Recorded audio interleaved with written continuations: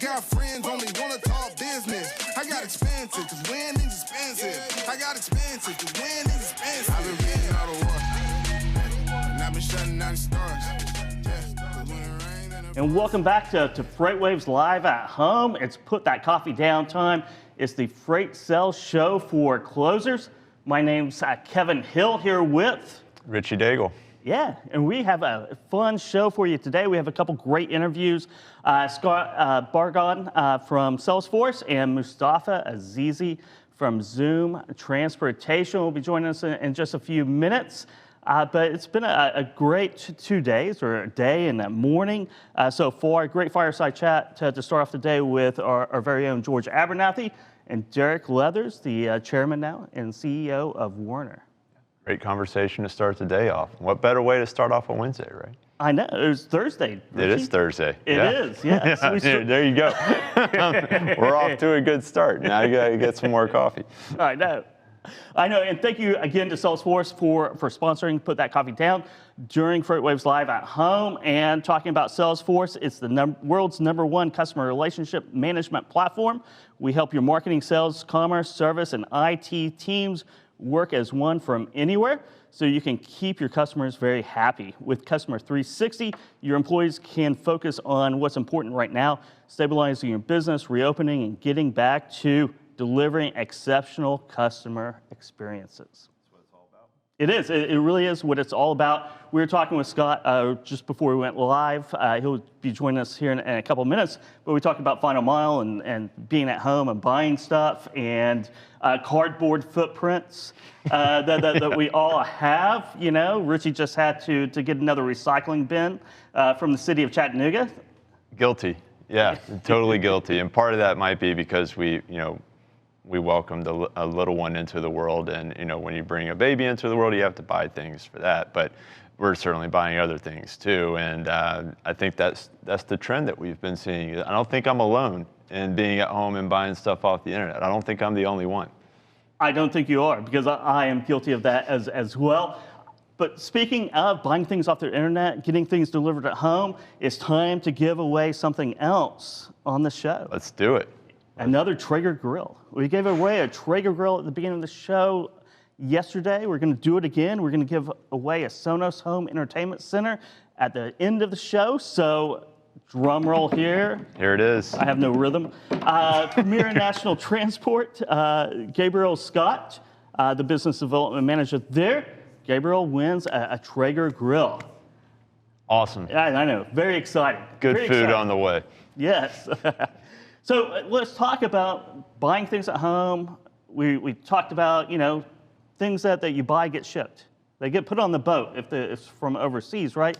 And we have a sonar chart right here that we'll dive into that kind of shows that. Richie, explain it. Yeah, and this is something that makes sense conceptually, but I think it takes on a whole nother meaning when you can see it in the data, right? And everybody kind of knows that travel stopped as a result of the pandemic. People weren't going to Disney World or Europe as much.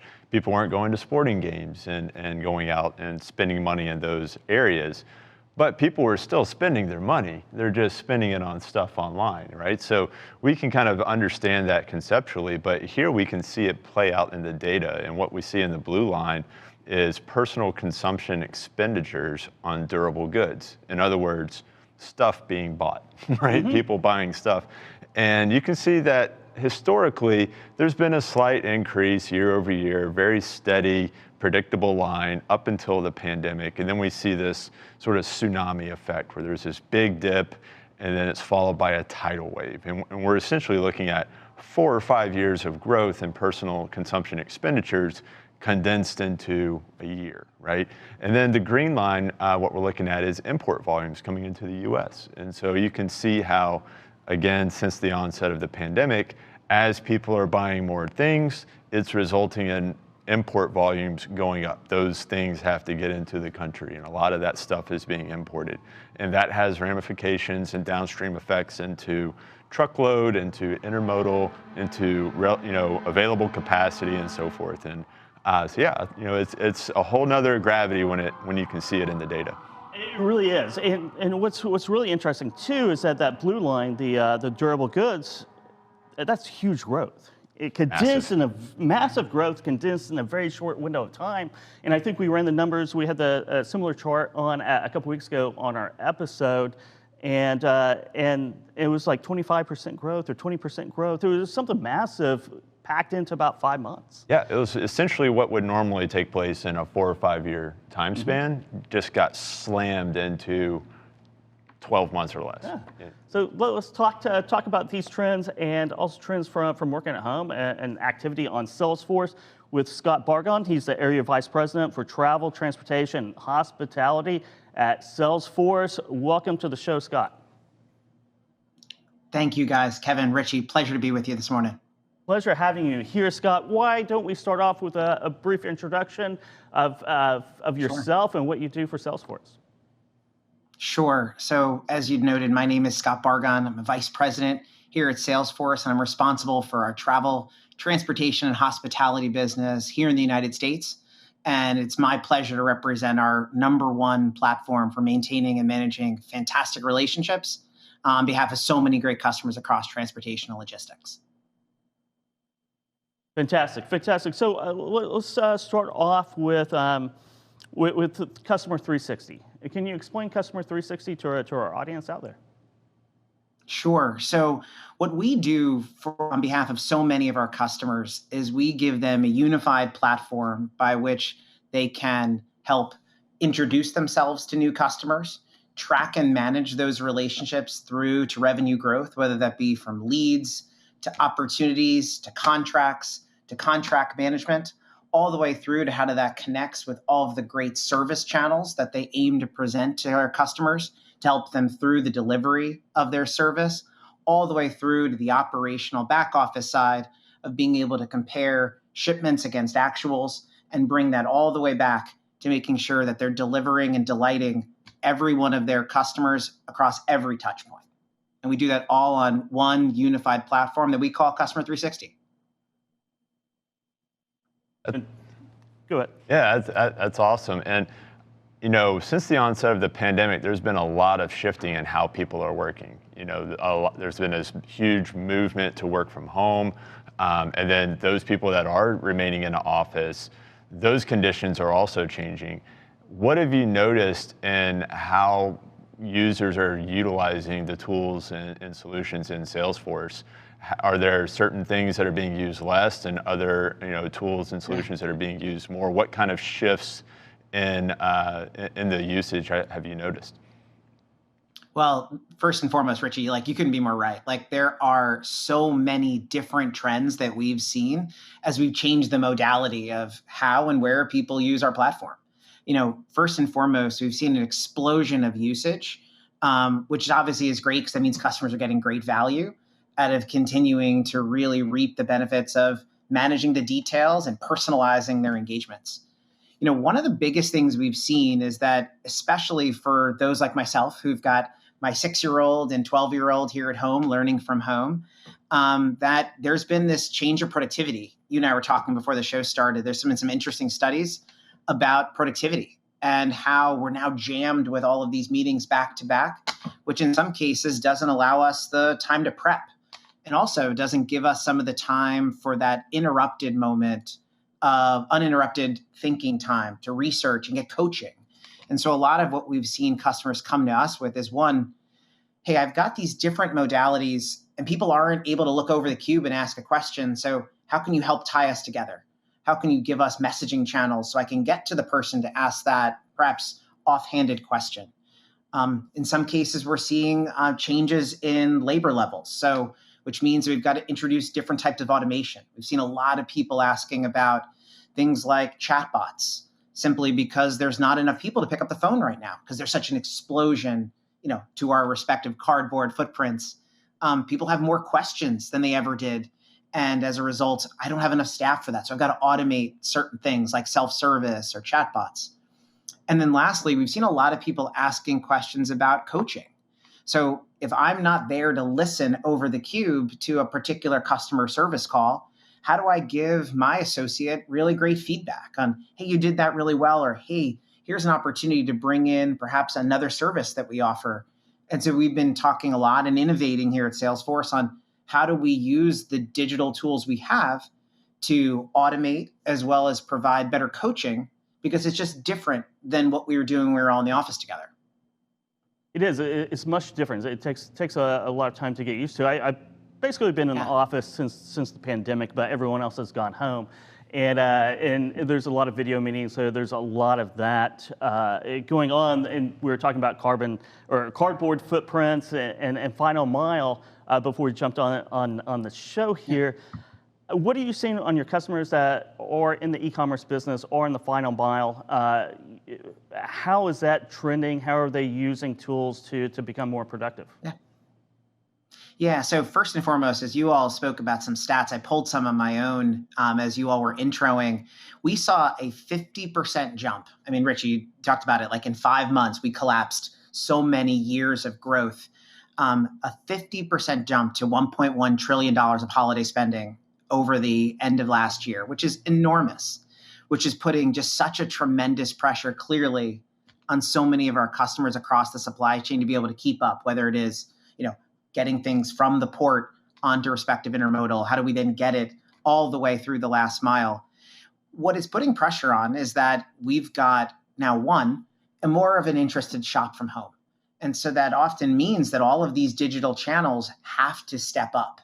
And in many cases, and I think this is true for everyone, is that we collapsed months and years of digital transformation, i.e. digitizing and improving how we take what makes our businesses unique online faster than anyone could have imagined. So which has driven, and you all may have seen in our earnings, we've had a phenomenal year. And to that extent, it's been in places like you noted Sonos, wonderful customer of Salesforce, and that's someone who completely digitized and reimagined how they enable shopping from home. And that scans from all the way of how does the buying experience work online, through the service experience, through the delivery experience, and working with great partners that likely are tuning in this morning. And so we're seeing a tremendous amount of investment in making sure how we all showed up in person is not only brought online, but reimagined online, which is actually one of the biggest things I coach my customers on, is that bringing your differentiation to digital is not lifting and shifting. It is truly using those great opportunities to reimagine and improve, and thus hopefully differentiate how you show up to your customers accordingly. Yeah, it's really interesting. And, it seems like the whole industry and market has just been put on fast forward, right? Everybody's buying more stuff. Everybody's having to adapt and grow more quickly and change a lot quicker and so forth. And I guess where I'm going with that is there's so much tech coming at people. There's so many solutions. And I think it's easy for a lot of companies to kind of suffer from the paralysis by analysis, or, oh, look, we just bought every single tool that's imaginable. We're equipped, but they don't really have a good plan in place for exactly what they're going to use and how they're going to build real efficiencies and enact change with those tools. Maybe you could walk through, some of your process, because I know that you all have a lot of solutions to offer on how you can help companies, identify which tools and solutions are most impactful, and what that process is for making sure that they're equipped with what they need. Sure. And you're right, Richie. Like, we have a ton to offer to customers, and we're proud that so many within the transportation and logistics space have trusted us to help them through this journey. And that's in fact truly what it is. And I think the first thing that I just want to underscore is that this is not a one and done type of exercise. This is something that is an ongoing maturity that each and every customer has to figure out what's meaningful to them, and most importantly, what is important to their customers. And that actually starts, you're probably going to be surprised I go here, it starts with the associate. It doesn't necessarily even start with the end customer, is because for so much of, and I learned this really from Bill Marriott and our relationship with Marriott International, and his old saying is, if I take care of the associate, they'll take care of my guest. And I think that transcends to every market that we're in, is when we equip employees with great tools that allow them to really shine when they engage with their consumer, we all win.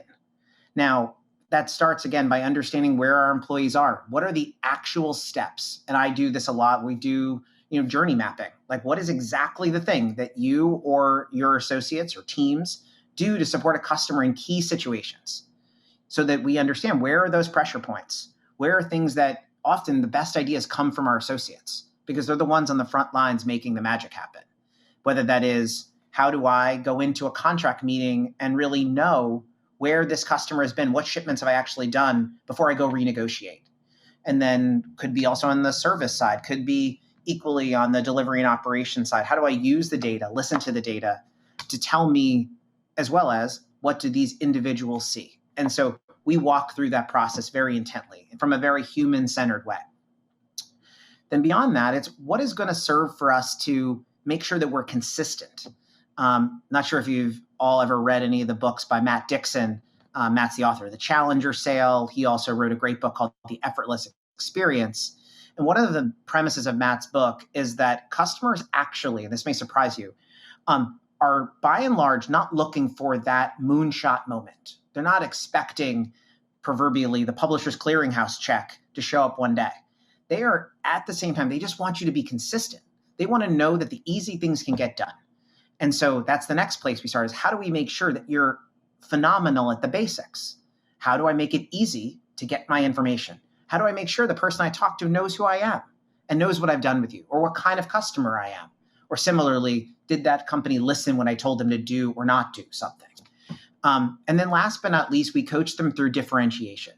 Especially in the transportation and logistics space, we all offer, in many cases, similar services, different portfolios for sure, different levels of technology and automation. But at the same time, what serves to help you differentiate? And in many cases, it comes down to things that allow for us to grab share of wallet. So how do I demonstrate all the things I can do for you? Similarly, how do I do that in a self-service way such that I can truly scale? Yeah, I think that's a common theme that we get from all technology. We do a lot of FreightTech here. Yesterday and today we have about 20 demos of FreightTech companies. We talk to a lot of FreightTech people, and it's really all about driving results to the bottom line, right? It's helping all stakeholders in a business make better decisions, to make better decisions, be more productive, and create sales. And that's exactly the points that you just drove home with us, Scott. Thank you so much for joining us. How do people reach out and learn and maybe contact you directly, maybe on LinkedIn? Sure. So first and foremost, I want to thank you both. This is an exciting forum to be part of, and Salesforce is truly blessed to have the opportunity to work with you and your customers. Feel free to reach out to me, Scott Barghaan, on LinkedIn. Happy to connect you with any of our colleagues worldwide that support the transportation and logistics space.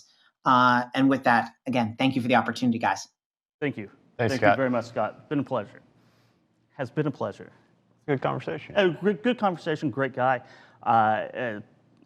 Thanks again for Scott to come on. And now we're going to talk, switch gears a little bit, talk a little bit more technology with Zuum Transportation and Mustafa Azizi, the founder and CEO at Zuum. How are you doing today, Mustafa? Good morning, sir. I'm doing wonderful. How are you? I'm doing great. I am doing great. As always, it's good to see you again. It's always a pleasure talking to you. Why don't you introduce yourself real quickly to our audience? Yeah, my name is Mustafa Azizi. I'm the CEO and co-founder of Zuum Transportation. We're a digital freight brokerage, but we also do a second thing, which is we offer our software to other stakeholders in the industry. Great. So let's talk about your software and talk about what you're doing over at Zuum. Yeah, so last time I came on your show, I think I let you down a little bit because you like it when you're bringing props, and I brought a tech demo, but that wasn't enough for you. So you know what?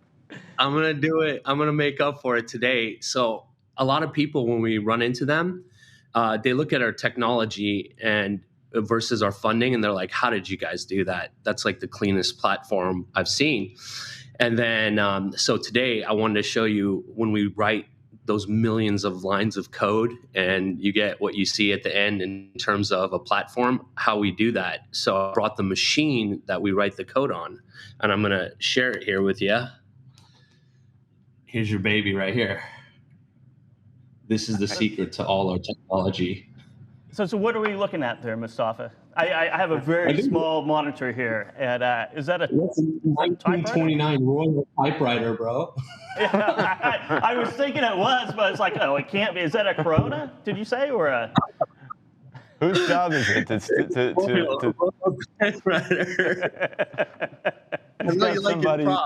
He's got somebody in there typing code on the typewriter. Right? I know. Is that a Corona? Yeah, it's a Royal. Oh, you know Royal. what's funny is like technically you could if you look at a line of code, it's just letters and characters. So technically you could probably write the code on this thing. It's about how you code, not what you code on what. It is. It definitely is. So I think you have a couple slides here. Is that right? We have some more illustrations. Let's throw up the first slide and see what we're looking at. Yeah, so ultimately, we have two business models, right? One is to facilitate capacity through our digital brokerage. The second one is to manage that capacity through our software. And we offer software for shippers, trucking companies, and freight brokers. But what's really important is alignment and our mission. Our true North Star metric at Zuum is shipments, because if you get enough shipments into the system, you get to critical mass. And then when you get to critical mass, you can do really neat things. But ultimately, our larger why at Zuum is our Project 72. And Project 72 is the number of humanitarianism, if you Google it. And the number, it symbolizes the number of philanthropy, tolerance, intuition, idealism, and essentially like giving back to society. In a way, when I watch FreightWaves a lot, I feel like that's your guys' mission, is to help the industry.